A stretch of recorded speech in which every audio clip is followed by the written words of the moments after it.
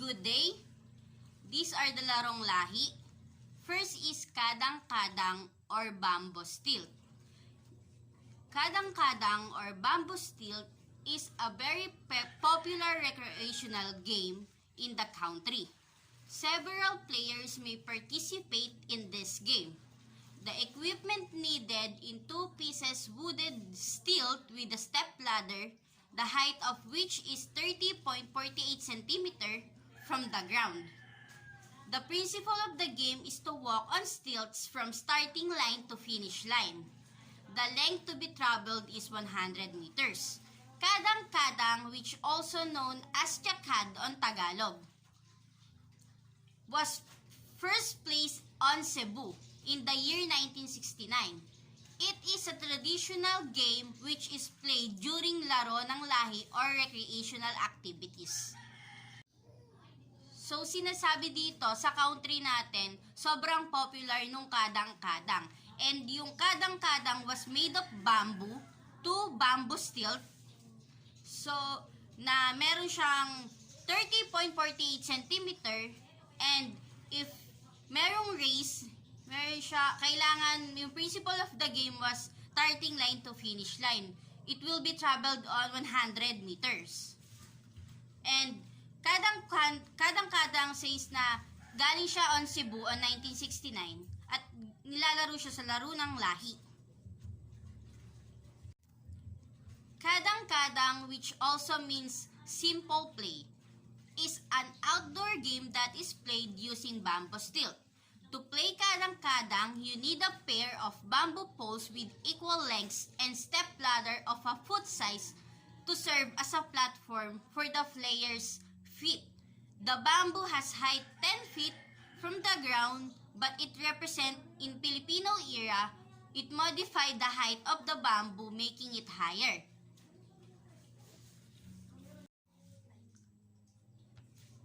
Primarily, kadang-kadang is a racing game.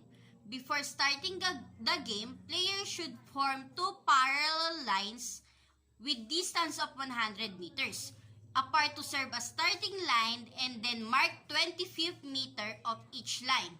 The game needs 4 players in each time. The players are set in a way that first player stands behind starting line, while the second player will stand behind the 25th mark of the line, and the third player behind 50th mark of the fourth player, and the fourth player behind in 75th mark.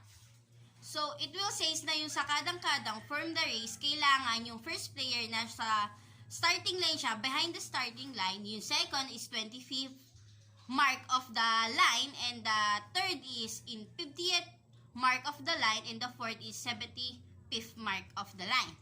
So, the rules of the game is just simple.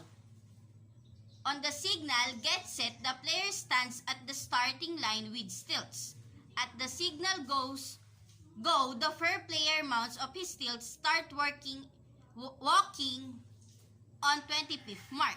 After reaching the mark, he get off from the stilts and hand it down to the second player who will the same while going to 50th mark. The same pattern goes to the third and the fourth player until they reach the finish line. So it says na if sinabi na get set and then nag-go, kailangan hawakan na yun ng player yung 2 pairs of bamboo or yung stilts, and then magsa-start na siya walking hanggang yung first player hanggang 25th mark, and then yung second player hanggang 50th mark, and yung third is 70th mark.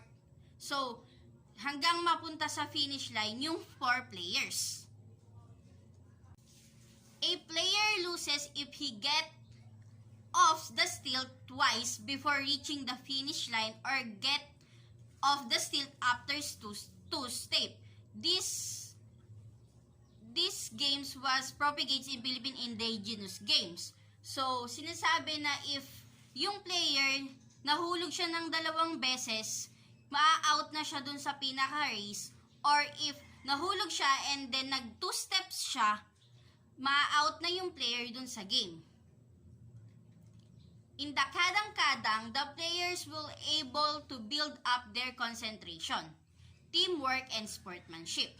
In this game, balance is the important element.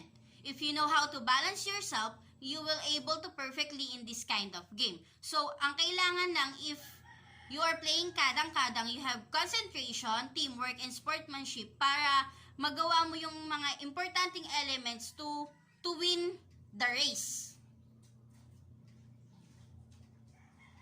Kadang-kadang is not only for recreational activities. It could also play during for recreational activities. It could also play during free time when you are with your playmates, friends, and families. So, yung kadang-kadang dito sa Pilipinas, hindi lang siya for race. Ginagamit din siya for during free time, and then yung mga bata will play for his friends, families, and playmates. Next is, 2 pairs of coconut stilts are needed. This is made by boring hole through one of the eyes of the half of coconut shell. A seating about 1 or 2 meters long, depending on the height of the players, is pulled through the hole, and a big sturdy knot is tied at the bottom inside the shell. So, ito yung tinatawag na coconut stilts naman. 2 pairs siya ng coconut stilts na lalagyan mo ng tali sa inside dun sa pinaka-eyes nung coconut, and then yun yung tinatawag na coconut stilts.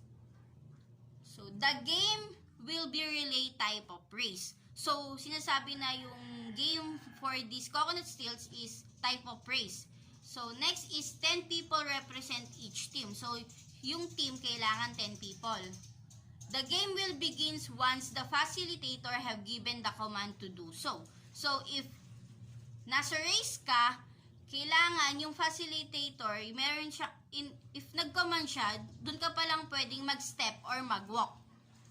Next is the players will have to race back and forth by means of the coconut stilts. So, yung player, kailangan back and forth siya, papunta and then pabalik, para manalo niya yung race na nakasakay dun sa coconut shell. Next is the player should tap the hand of the next player in the line to indicate his or her completion of his part. So, sinasabi, if you have to race, kailangan sa 10 teams, kailangan mong matap yung hand nung kasama mo para magtuloy-tuloy yung race.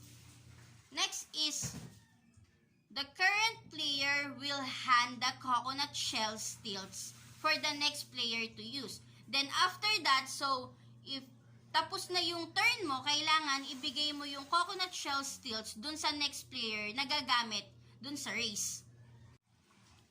Next is, in case the coconut shell stilts break, a replacement will be provided depending on availability. And the current player had to restart his or her race. So, if sinasabi na dito, pag nasira mo yung coconut shell stilts, mabibigyan ka ng, mapoprovide naman yung coconut shell stilts kung may available pa, and kailangan ulitin mo yung race mo.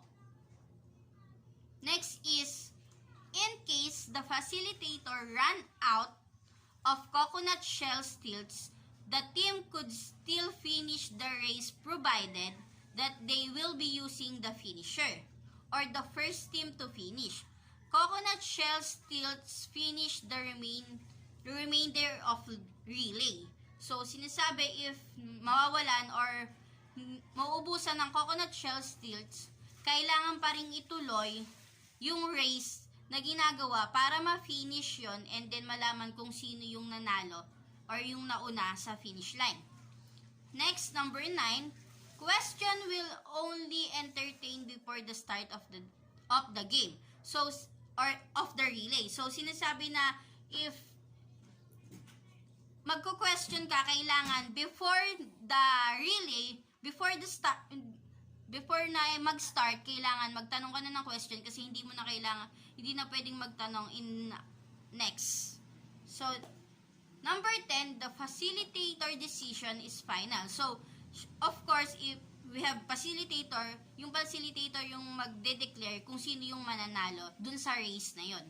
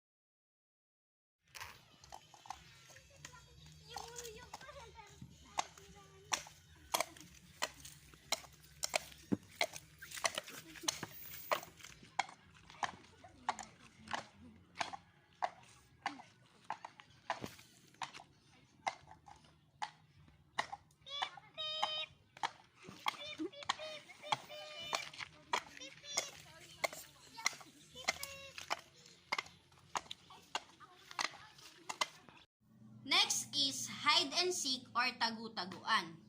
Hide and seek is a popular children's game in which one player his or her eyes close for a brief period of time while other players hide.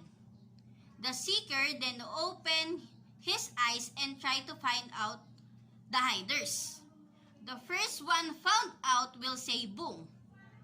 The two of it and player race to the home base without getting spotted or just give themselves up.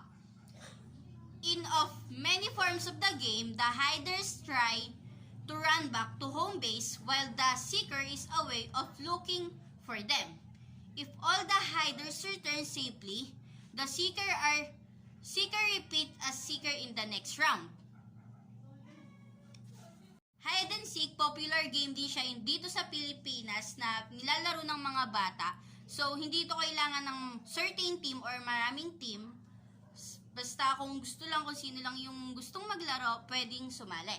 And then, sinasabi na yung hide and seek is yung meron isang taya and then merong mga magtatago. So, kailangan maboom nila yung nagtatago o yung hiders. And then, if naboom niya yun, kailangan mag-unahan yung taya and then yung hiders para mapunta sa base and then say save. Sasabihin niya save. So, sa form of game na to, kailangan bumalik yung hiders back to the base para habang nakalayo yung seeker, para may save niya yung sarili niya. And then, if na-boom yung kalaban, siya na yung magiging next na taya sa round na yon. And if na-save naman sa base, yung dating taya, yung pa rin yung magiging taya in the next round.